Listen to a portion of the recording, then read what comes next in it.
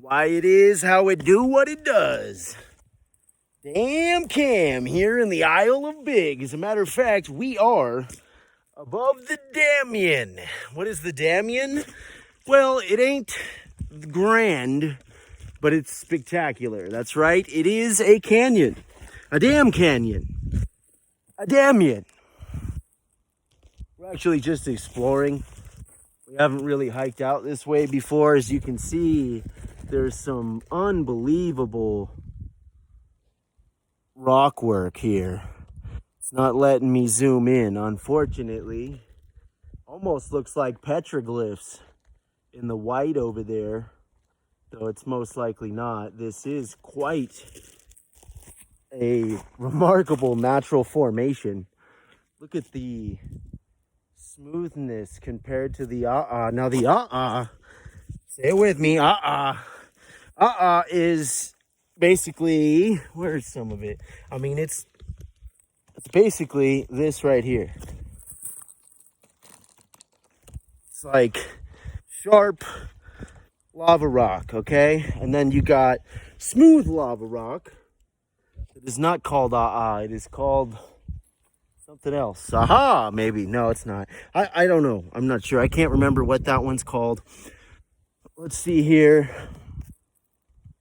Now, even more remarkable than, wow. This almost looks like obsidian. Look at the way this formation just, man, it even feels like obsidian. That is unbelievable. This is just so incredible, you guys. Look at this. Whoa. This is Madame Pele right here. And what's even more unbelievable is this is the future site of that Daamn studio. That's right. Well, not literally right here in the Daamn Canyon. However, this is on the Daamn property that belongs to our Daamily. When I say our Daamily, I'm really not talking about the Daamn Talk family as much as I am my own Daamily unit. Because I was a father for 3 years now, and as a dad for over a year. If that makes any sense to anybody, it probably will to other fathers who've been estranged from their children for one reason or another. It's fair to say that we are absolutely loving life. Honestly, I miss my boy every single day. I mean, not a day goes by where music, you don't cross my mind. You're in my prayers at the very least. And as I said before on your birthday the other day, little guy, I mean, you know, I see you and your little sister, and it's a trip. Now, your little sister is definitely catching up to you. Not really, but she's going to be 7 months old, and you were 7 months old last time I seen you, buddy. So, you know, I love you, dude. And hopefully you've been able to check out the Happy Daamn Day compilations from all the birthdays that I missed. Anyway, this is just, you know, it's like an extra life. You ever played like, you know, boop, boop, boop. The freaking, I just ate the mushroom and all of a sudden I'm like, I'm bigger, you know what I mean? I'm stronger, I'm brighter, I feel better. And what's a trip is, I thought I was gonna die. Multiple times I thought that I reached the end. And it's not exclusive to me. Look at this rock. I mean, this is just, it's incredible, really. And so it flakes away the top crust, right? You can see the actual layers of it. Our idea was to chip off the layers from a straight area, say right here, and then epoxy it back together to make a table or a bench or a piece of art, something. So interesting. There is a little something over there. I do remember passing that once, and did a swimming pool out front. That old Buick didn't run. I mean, it looks like it doesn't run. Then there's this place over here. I don't know if you guys can see this one.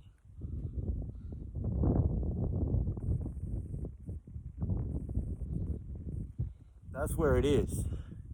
That is our cabin. That'll be my daughter's first house, actually. And by the grace of God, we are fixing that sucker up, doing the damn renovations. You might be wondering why there's a barrel poking out of my backpack. 100% above board. There is a horrendous problem with wild dogs in this community. If you haven't seen any of my other videos or any of our other videos or anything from Daamn Talk or Don't Just Obey or any of that, essentially we have been doing this for years, and by this we mean basically just blogging and writing and researching, critically thinking, trying to facilitate the necessary dialectics in this crazy day and age that we're alive in. It is all the more necessary to engage in dialogue that is not restricted or fake. We need realness. We need real discussion between real individuals, not bots or Russian assets or whatever the case may be. What we need is just some one-on-one or 30-on 300 frickin' individuals that are able to use their mental faculties and exercise their First Amendment rights and come together and let's try and formulate somewhat of a true narrative during this insane time. And that is what Daamn Talk is all about. We are here on the Isle of Big, that is Hawaii, that is the Big Island. We do call the whole chain here the Isles of Big, for the biggest island is Hawaii, and they call it the Big Island, therefore it is the Isles of Big. IOB, baby.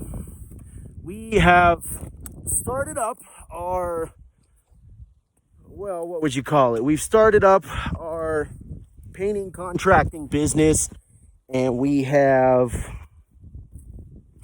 actually painted 5 houses here on the island, which isn't that much considering we've been here for more than a year for sure.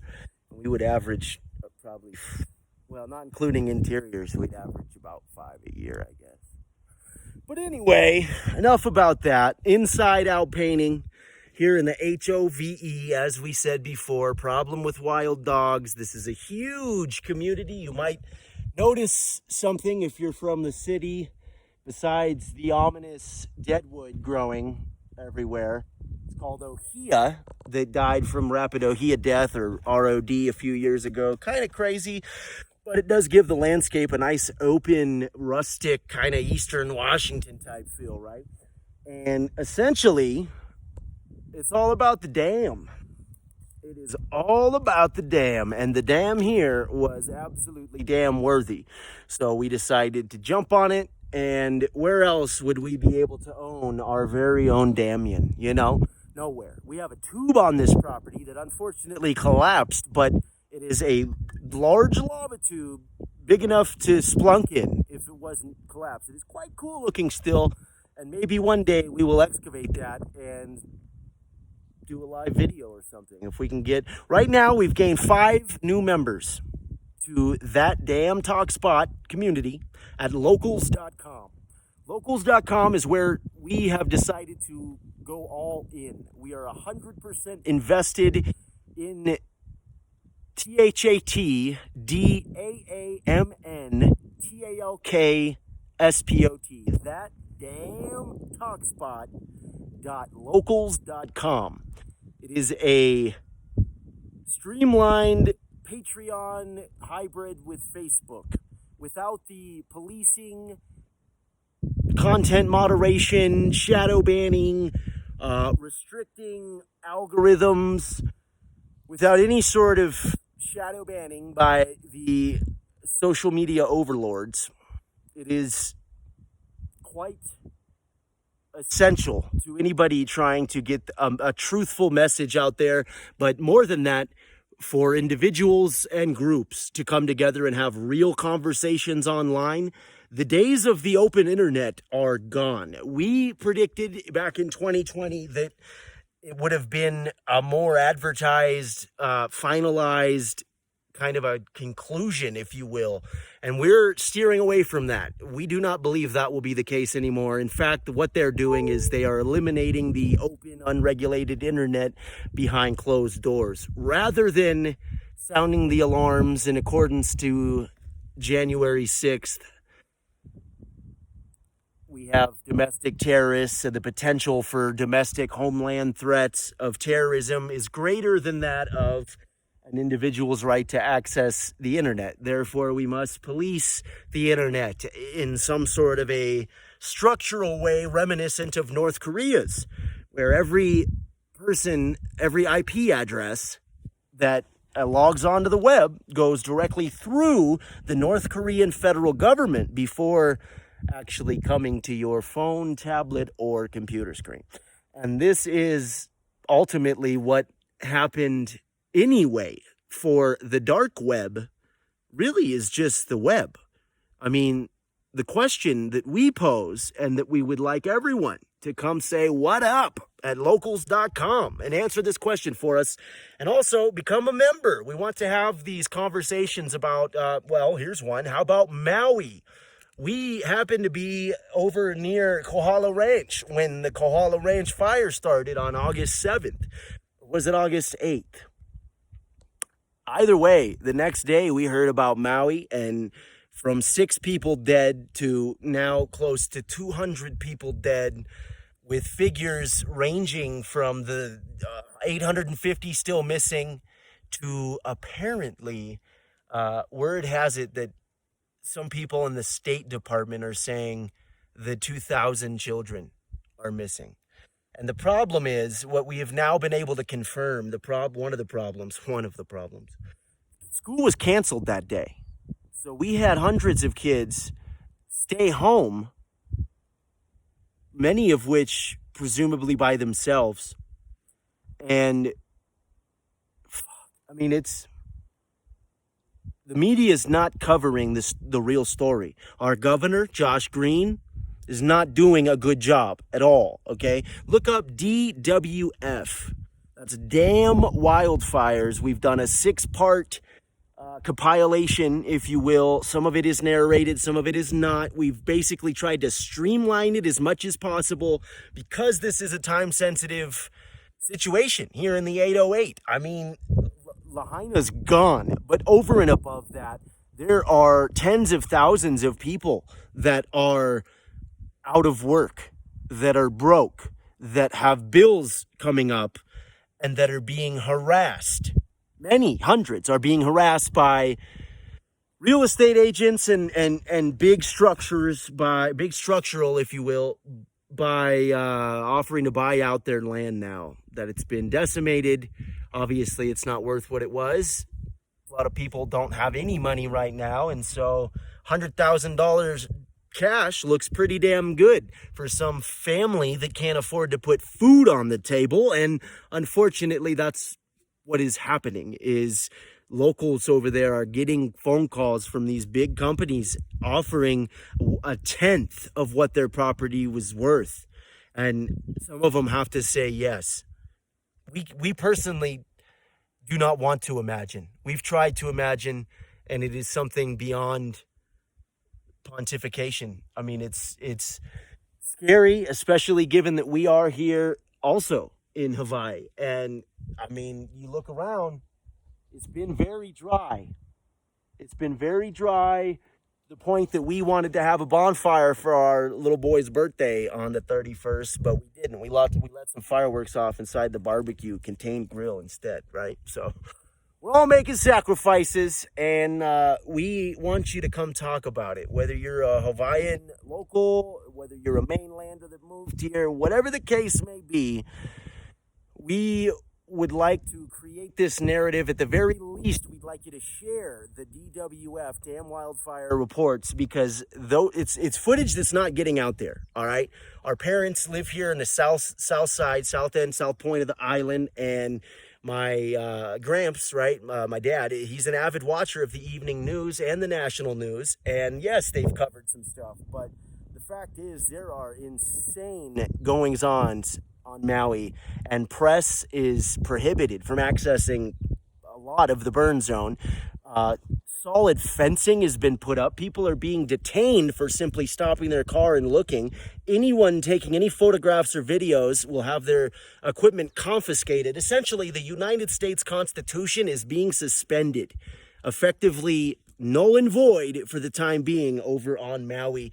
And, it shouldn't come as that much of a shock to anybody, seeing as what we just went through with the pandemic, COVID-19 back in 2020, the power that our elected officials and their unelected representatives wield today is unmatched. It is something that we believe George Washington foresaw and did write in bills and legislation to prohibit and prevent the radical takeover of any one party. And unfortunately, here we are at 17 minutes in this little video almost, and we've basically covered the Isle of Big, the Maui wildfire, this Daamn that we are sitting above here, oh so sweetly. We also covered the little pea shooter in the pack, wild dogs. This is the largest subdivision in the entire country. No joke. This is one community here, Ocean View, or the Hove, as we call it, Hawaiian Ocean View Estates. So we live here in the Hove, and a large portion of the Hove is all off-grid. There are no wires. As we alluded to before, if you live in the city and you're looking around here, that may be what stuck out to you. Now, another thing, you can obviously see the water down there, though it does take probably an hour. We could get to the water in an hour from here if we had to, right? Now, the issue is if there was a fire that was near this magnitude, whether you believe it was natural or it was arson or it was some sort of a systematic plan with lasers or dynamite or whatever you believe, right? Okay, it happened. And the fire chief is saying the fire was moving at close to a mile an hour. That means that we would have to leave this area at no less than 61 miles an hour to get away from harm. But the problem with that is it also means everyone else around here will have to leave at no less than nearly 3 times the speed limit over here, which is 25 miles an hour in this whole community, something that we want to petition our officials to change. We believe that the majority of Hove community members would like that to increase, at least along the trucking routes, if not for safety reasons, but for evacuation reasons. And we would also like to reinitiate euthanization for these wild dogs, okay? It's not okay that we feel we have to walk around strapped to protect ourselves because there are packs of wild dogs. And about a month ago, just down the road here, all right? Just down the road there. You don't want to go down that road there. There's a lot of history down that road. That road there, well, that's Pet Cemetery if you don't know. There's a lot of history down that road. Anyway, guy was attacked by 4 wild dogs. At least we think it was 4 wild dogs. And he was partially eaten. He was killed. 70-year-old guy going on his walk that he freaking does all the time, we'd imagine. It's not like he's never went on a walk before. He lived right down here on Outrigger. Outrigger is the closest cross street to where we are here in the Daamn, okay? Now, if you're ever out this way, give us a message first. Because if you just come out this way, like a lot of people around here, we are armed. And when we heard that people looted this guy's house the day after he died, I was so angry. I was pissed. When I heard that this happened at all, I was very upset. I was pretty shocked, honestly. But to hear that people did him that dirty, that fast, we did hear that his daughter caught somebody there and was able to like get some stuff back and stuff. But some stuff was taken and not retrieved. And, you know, there's a lot of crime in this area, unfortunately. People do drone surveillance. And, I mean, just to give you a little light on how large this community is, the HOVE, if you were to drive every marked street in this community, if you were to drive every marked street in this community, it would take you 23 and a half hours. It's huge. It is huge. And we do not have our own police department. We do not have our own surveillance, security. We don't have none of that, okay? We rely on the big eye police. You know, we don't even have a sheriff department on this whole island. If sheriffs need to get involved in something, they have to come from Maui. Maui has the only sheriff's department of the two islands here, Maui and the Big Island. And so, unfortunately, sheriffs are the only people that can evict, the only authority that can serve evictions. And so if you fell into the trap of renting to someone and you can't get them out, good damn luck. That is another reason why we are so grateful to have had the opportunity. And yes, I will say my privilege has allowed us to become property owners. And, you know, having the privilege of having two parents that love me and give a crap about me still, like, that's privilege. But having parents that are still married that can afford to help us acquire a fixer-upper, you know, a 100G banger, that is also privilege. And we are blessed. We are not lucky. We are blessed. We are very fortunate. And we are very blessed to be alive, because as we said in the beginning, we could have died many, many times from drugs and alcohol, yes, but also from the insanity that is Cameron. Because our problem, wow, look at this, our problem was not with drugs and alcohol. That was our solution. Our problem was with Cameron. And once we realized that that was also the solution, we were able to critically examine ourselves, all right? And by critically examining ourselves, what we did was we concluded what our boundaries were. We had boundary lines we formulated and realized that you can't cross this line, no matter who you are. Actually, it wasn't even like that. It was like, all right, Cam, this is your line. This is what you've learned in the past. This is the actions that have led you to doing things you wish you didn't do, i.e. using drugs, punching holes in walls, whatever it is. You know, look at that. I mean, look at that. It's like a piece of the puzzle, all right? And we've been finding pieces of the puzzle for a long time, over 3 decades. That's not true. Over 2 decades anyway. We don't have much memory before the time we were 5 or so, but we will say some of our earliest memories were that of asking why. So we say why it is, and we ask why it is. For it is the why that remains so intriguing to us. And whether or not you're laying out here gazing at the stars on this one-of-a-kind love sack next to the love shack, or if you are struggling right now without a home, without a place to call your own, without a roof to put over your head, we've also been there. And keep your damn head up. being homeless is not fun. You know, one of the worst parts of being homeless is, at least to me, okay, I'll speak personally. For me, one of the worst parts of being homeless was the way that people would make me feel.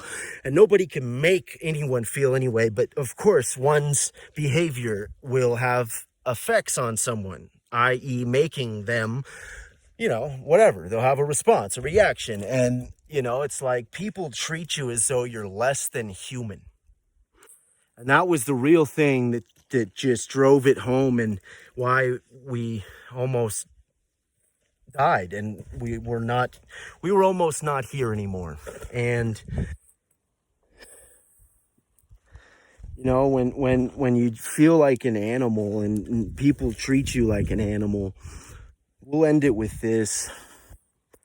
When we were having our episode, first schizophrenic episode, we were over a year sober, and we got arrested. And when we were checking into this jail, they asked us, have you had any suicidal ideations in the last 6 months? And mind you that, I mean, I was homeless, and I didn't even remember my name, all right? I thought my parents were dead. I was in a psychosis, a stress-induced psychosis, and it was so cold this night. It was months I was like this. I wandered so far, my shoes came apart. I left the jail in the jail slippers because I was wandering in shoes that were busted. I had blisters on my feet. My feet were dirty for a month. I scrubbed the hell out of them, and they would not come clean. You see, when we broke into a church to get some water and some warmth and some sleep, and we got arrested for breaking and entering and theft and just this craziness that wasn't true. And they asked us when we were getting booked into the jail if we had any suicidal ideations. And yes, as a matter of fact, we have. I think I need some help. I do not feel good. You know what this facility did? This is Whatcom County in Washington. Whatcom County stripped me down naked, pushed me into a 7x7x7 cement cell. And right in the middle of this cell that was just big enough to lay down in, all right? They pushed me in there naked, and right in the middle is a little metal grate that you piss and shit in, all right? Smelled awful. There's no light in there. The only light is coming through the crack at the bottom of the door. And this little room was right in the front of the jail, and so you hear people walking by, you hear muffled conversations, and you see shadows going by, but you're in this little dark room. And what they gave me was a Velcro blanket, the most uncomfortable thing. It was blue and green. Jesus, I haven't thought about this hard since it happened. It was awful. And when we told them, yeah, we thought about killing ourselves, they said, okay, you thought about that? Well, here, we're going to throw you in this fucking hellhole.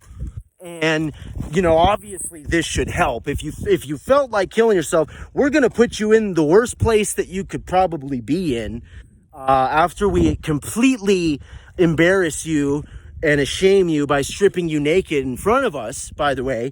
And then we're going to give you the most uncomfortable plastic blanket mattress that you're supposed to Velcro yourself into in this tiny little room. We remember begging for water. There was no water in this room. There was no sink, nothing. If I was dying of thirst, I couldn't fit my hand through that little grate in the middle that had the pissy crap water in it, okay? And this is disgusting. We get that. We know.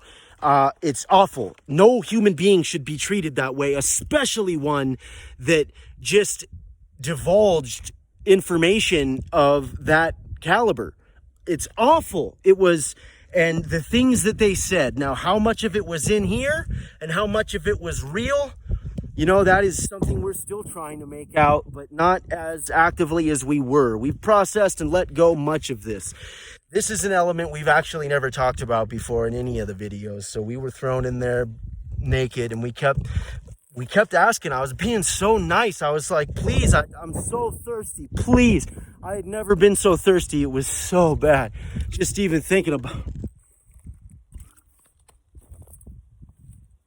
It was so bad. And we said, please, please. And so he finally did. It was this guy. There was a part of the door that would open without opening the whole door. It was probably 3 times as big as a regular meal slot, if anybody's been to jail. And if you haven't, if you've seen the mail slots where you drop in your mail, usually like it's about 3 times as big as that.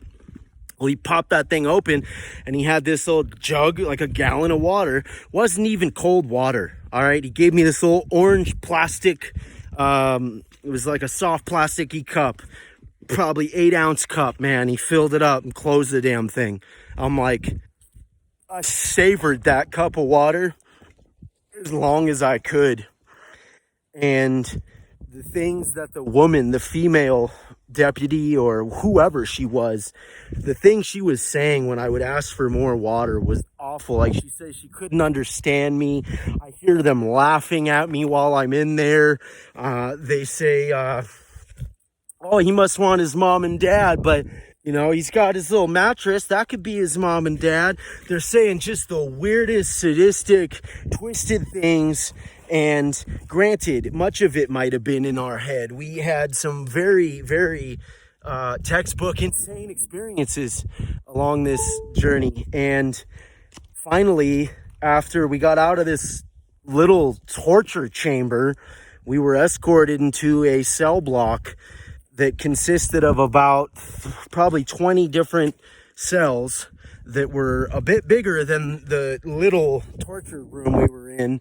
And they also, they were double bunk cells with a little table and one window. And the room was probably 9 feet by 8 feet by maybe 9 feet tall.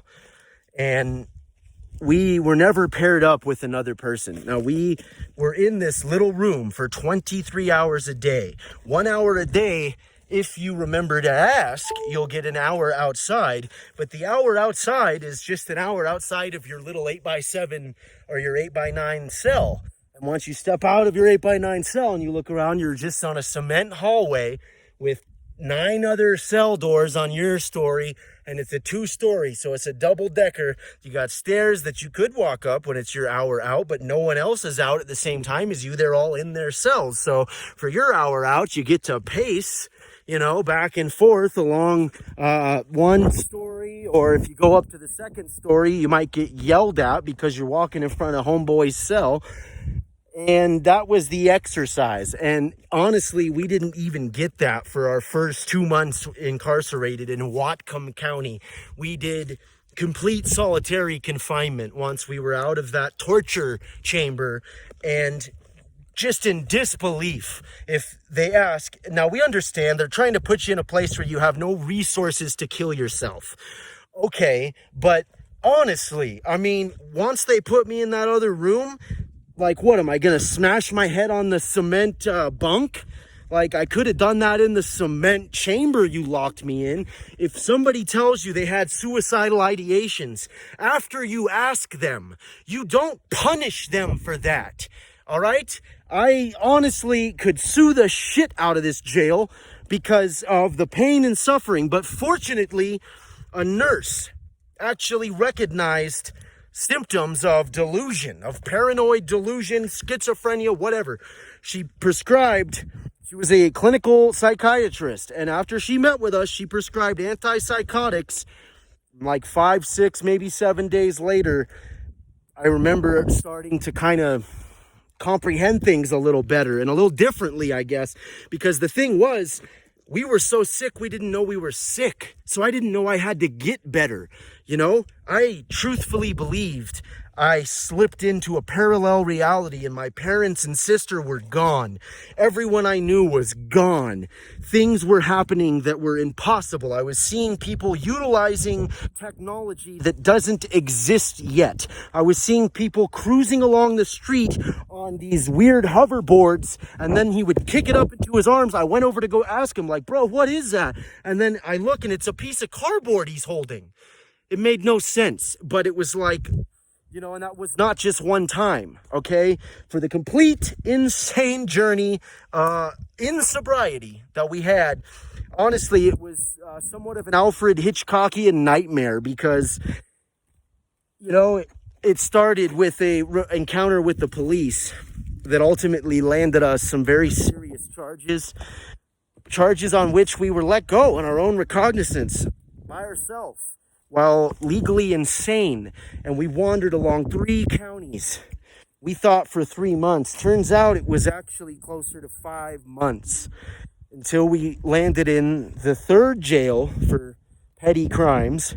And finally, somebody thought this guy actually might not be all high or strung out or whatever. He might just be sick. He might be sick. And so they gave me some meds, and lo and behold, I remember calling my parents from that jail cell. Probably, this must have been like 2 months into my stay there. And I remember still, when I was talking to them, there was part of me that still just didn't quite believe that it was them.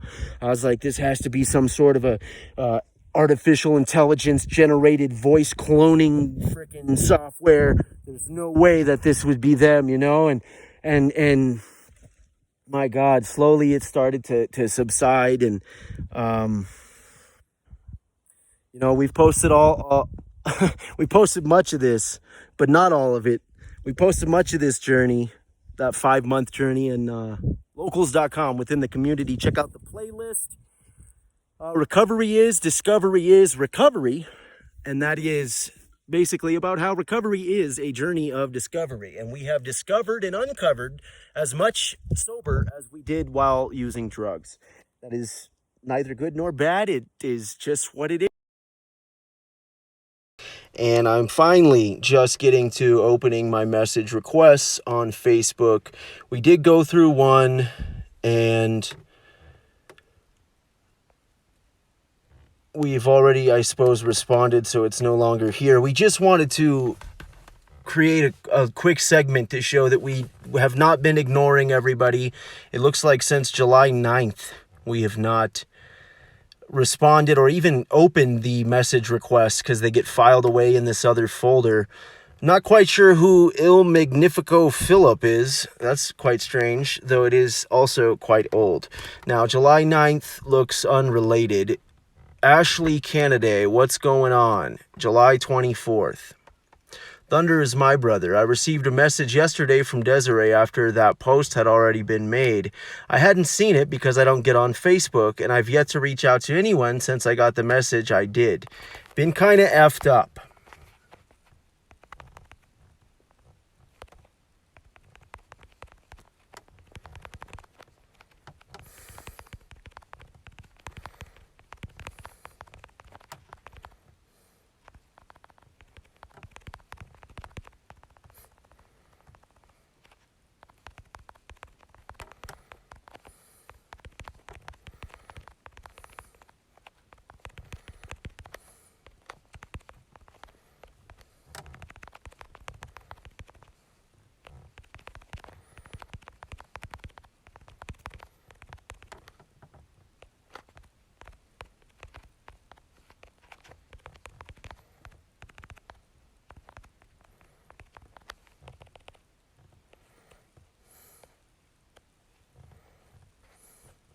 This will make it just a little bit easier anyway, if I can get it to copy right. What the heck?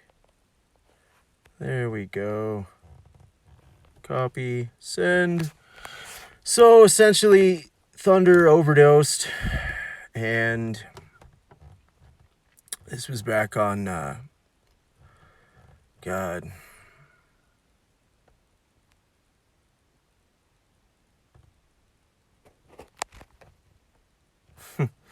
Amy is being gracious enough to welcome all. Interesting. Not sure who Layla is. We just want to say that we do have a lot of the story and a lot of facts that I think a lot of these people might not. I mean, to catch you up, you know, Thunder's our brother, our best friend, essentially. We have two brothers, you know. We met him at the same year, 6th grade, just in middle school, most awkward, you know, time. And we met T-Pat and Thunder. And T-Pat and Thunder and the three of us, I mean, you know, I can't believe he's gone still. And I'm doing my best to follow up with everybody and also make sure that I do my due diligence with the legend himself, Thunder Woodworth, because at the end of the day, he deserves for everyone to know the truth of what happened, and everyone deserves to know the truth of Thunder's life, his struggle with the disease of addiction, and his marriage with Amy McCarthy. Everyone deserves to know these things. The Thunderdome podcast is 3 seasons deep, where you can find Thunder. And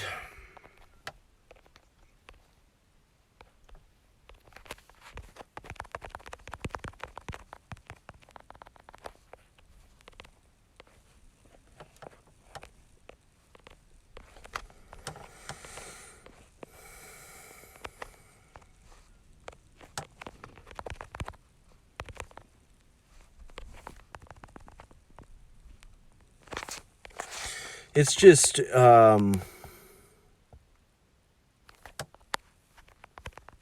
yeah, well, Dulce, not quite sure how to pronounce your name. I apologize for that.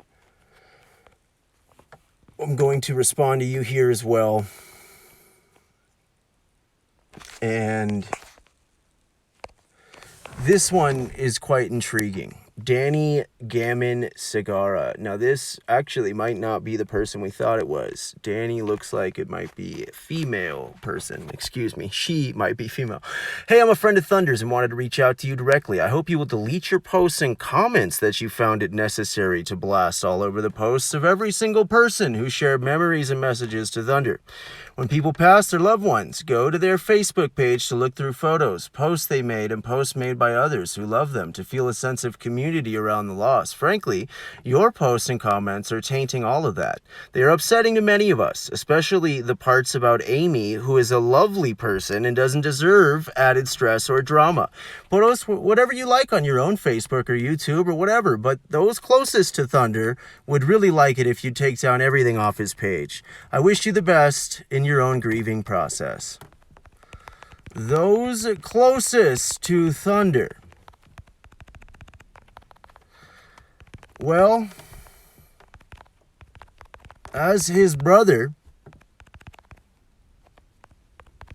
I've never heard him mention you, Danny. That's firstly. Secondly, the lovely, excuse me. You see, we don't know Amy. And the lovely person you're talking about, their feelings getting hurt or friends getting offended, the only one we,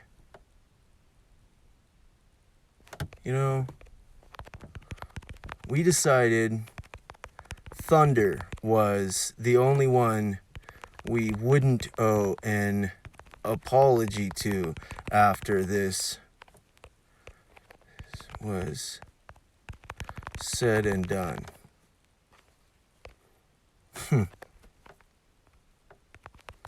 Amy posted publicly that Thunder was dead before he was actually dead.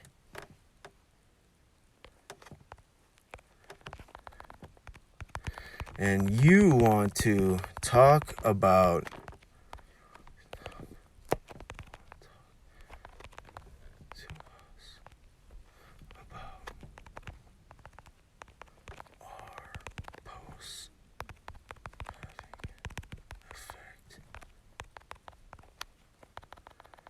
we decided Thunder was the only one. We decided our brother Thunder was the only one we wouldn't owe an apology to after this was said and done. And it's not said and done. It's not done. Because the only person who actually had the authority to receive Thunder's official diagnosis refused to put anyone else, anyone else on said list. Now, we FaceTimed with Amy. We had never met her before. Our brother Thunder married this woman like a year ago, okay?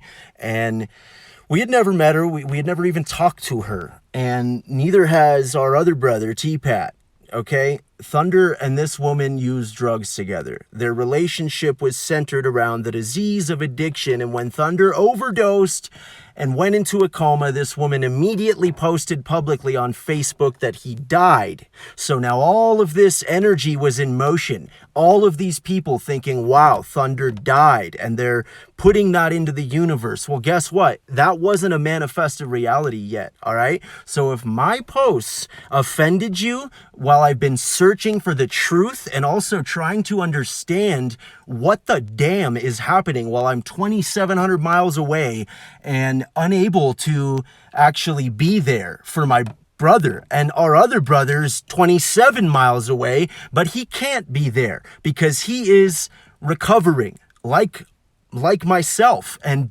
cannot face a woman who admitted to being strung out at the hospital while her husband was on the table, okay? This woman was the sole person that made the call to end Thunder's life, end the life support. That's it. She's the one that made that call, and she also refused to put anyone else on that list. This means she left room for suspicion. Period. Suspicion.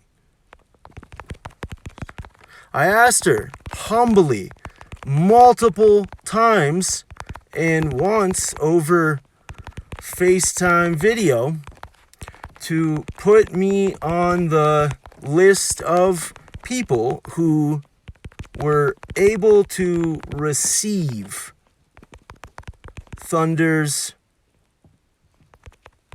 prognosis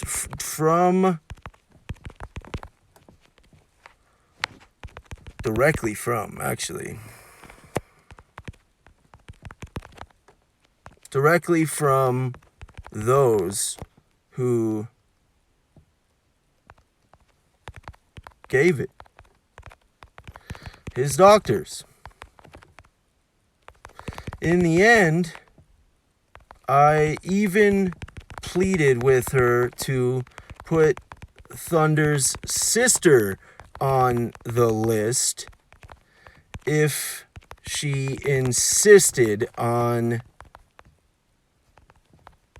refusing to add me.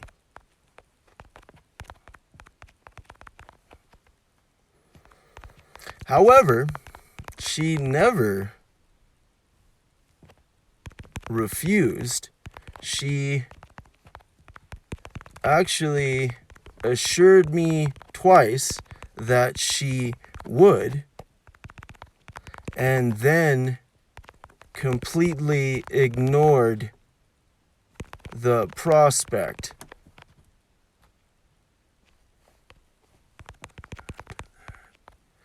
Completely ignored the prospect.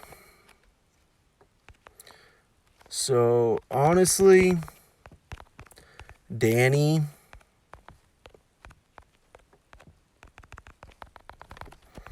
I can tell you straight up, my intention and my loyalty is with my brother, Thunder,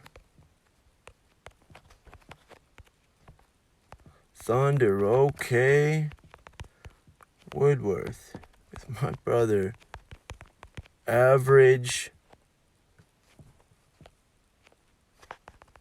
He went by Average Thunder, for those that don't know. My brother, Average Thunder. Keith Woodworth.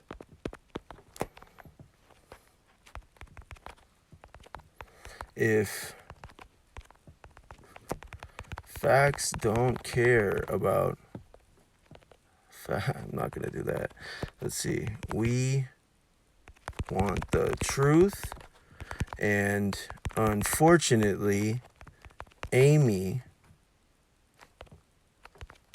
we have proven Amy to be a liar on at least 2 occasions, having to directly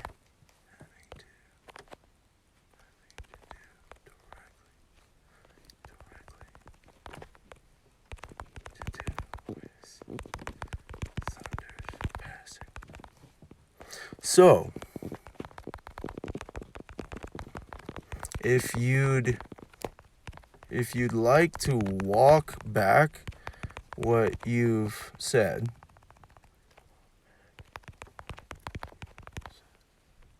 actually, you know what? We welcome you to do that. And we do that because we'd like to have a conversation with you, Danny.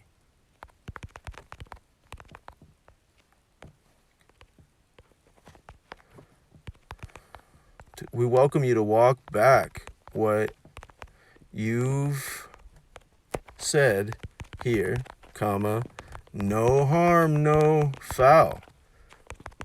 Thunder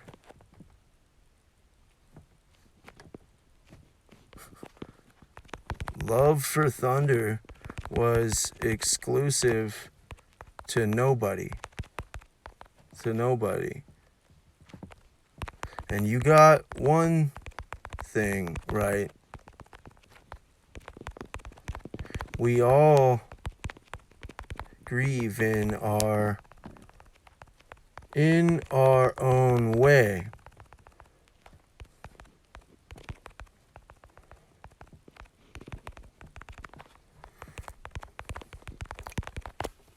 But if it wasn't for me, all y'all would think Thunder was dead long before he actually was. And that's the truth, because we called Amy out, and then she changed. She made a different post. I mean, the whole thing was shouty from the beginning, all right? So, I mean, we all grieve in our own way.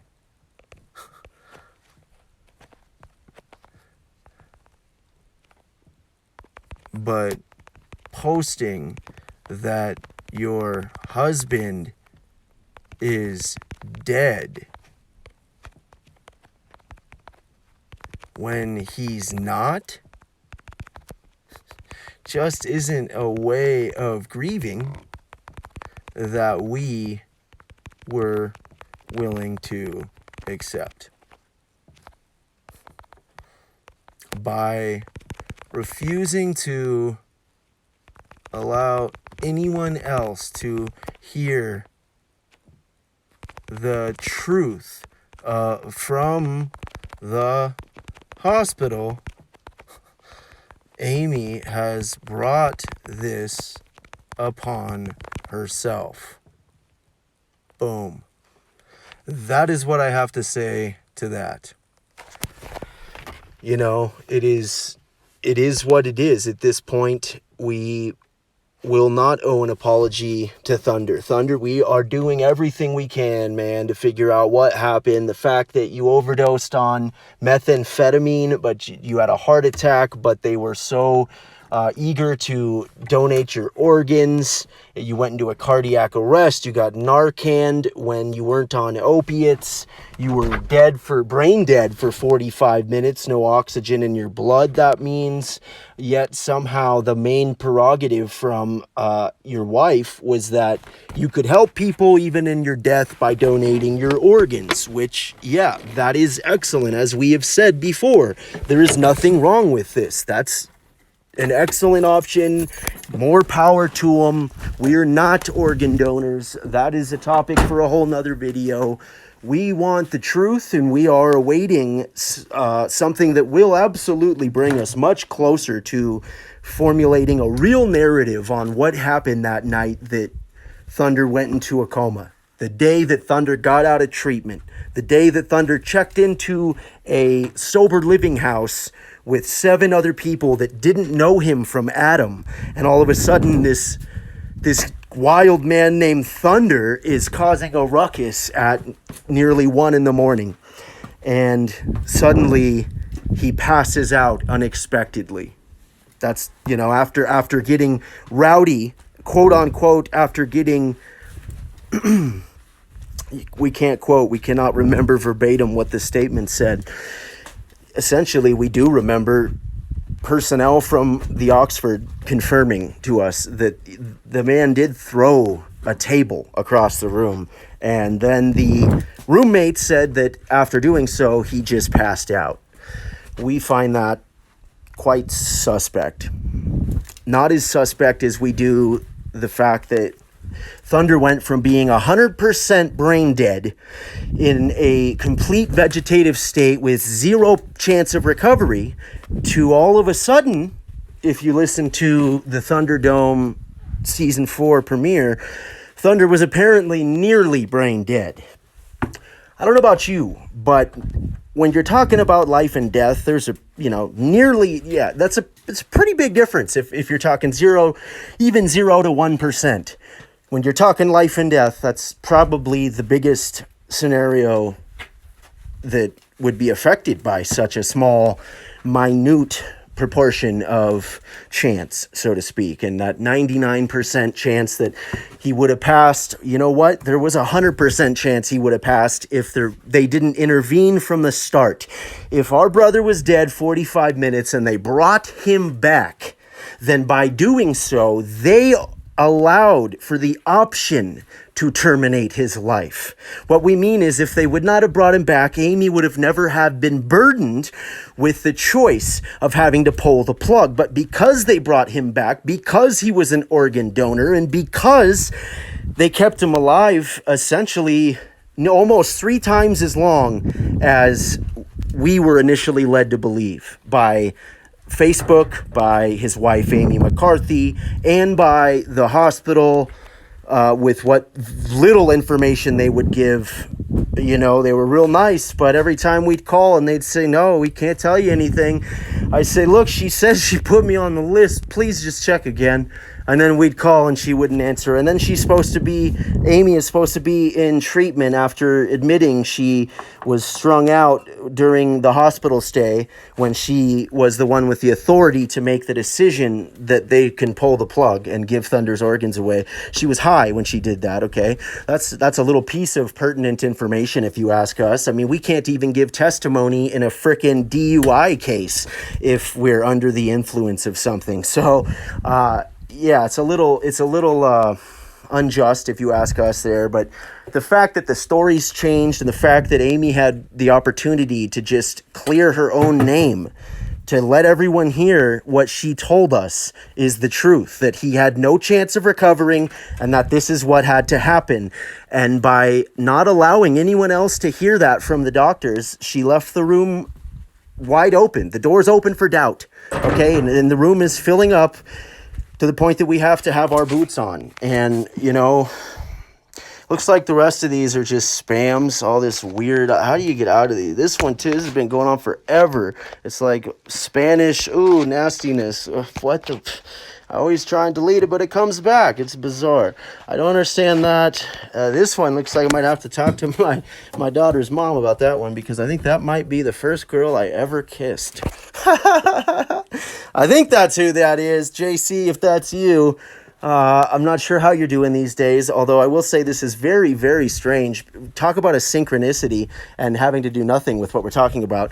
Literally... my girl Kay asked me, like, within the last week, "Hey, do you remember your first kiss? Like, who was your first kiss? What was that like?" And then all of a sudden, boom, we see this message from you, and we haven't heard from you since we were, knee-high to the bottle of Jack Daniels that was in our mom's cupboard. All right, well, that's enough for this damn rant. Yeah, you know, I wouldn't even necessarily call this grieving, Danny, as much as I would searching for answers. It's kind of hard to grieve the death of someone who hadn't died yet, and it's kind of hard to process something that you don't understand. And so, yeah, I am the type of person that has to understand something to process, and ultimately has to process to let it go. And we did our best to explain this to Amy McCarthy, but she made her decision to not add us to the list of people that could simply listen to the prognosis. And by doing so, she has brought this upon herself. Amy, we pled with you. We asked you every way we could. We've been nothing but respectful. If we have come across as accusatory, as you initially stated to us, and we did apologize for that, though we've not rescinded any of our prior statements, Amy, because you've not helped us to understand this any better. In fact, what you've done is aided to the fogginess that is just enveloping the lens of which we view this with. And there's no way around the fact that this happened. Our brother's gone. We're coming back to Washington. Now, whether or not we actually attend his funeral, and by we this time, I am speaking of myself and Thunder's other brother, that's to be determined. In fact, we're not even sure there will be a funeral, all right? Tommy Halls has been in charge of this fundraiser from day one. We heard about Thunder's sponsor. We've been in touch with, Thunder's family, all right? I'm not quite sure who all these people are that have been hitting me up, whether or not they're just using buddies or they're actual people that connected with Thunder, which is, just as likely, given that Thunder is a one-of-a-kind person that was bigger than life in a lot of ways. And if you crossed his path, you probably met him, you probably felt the thunder, you probably remember the name and the feeling. And in a way, we will end it on a positive note. The fact that Amy has obliged Thunder and has seemingly kept the Thunderdome in motion is something to be commended. We encourage everyone to go check out the Thunderdome on Spotify, seasons 1 through 3, with Thunder Woodworth himself. And we'll leave it with that. Amy, you have our number. And as always, try giving a damn.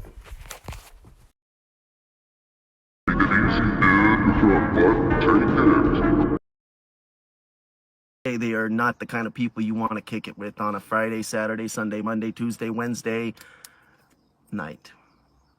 I guess I left Thursday out. Maybe Thursdays they're different, but we don't think so. Why is that? Because they won't even partake in smoke marijuana in such a way for said individual. However, you ain't gonna find us out sucking dick for no weed. We're not gonna be holding up your sister's boyfriend because we needed to get some special brownies. You're not gonna find us shaking and throwing up violently in the corner because we haven't had our joint. See, in our mind, it's not even the lesser of evils, for it is not an evil. It is a form of therapy. It is a constant that has been with us since the very first day our addiction took hold.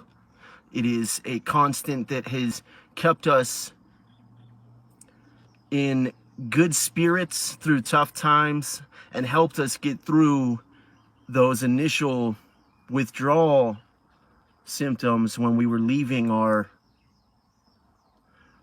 cure for life. Now, we've taken a lot of flack for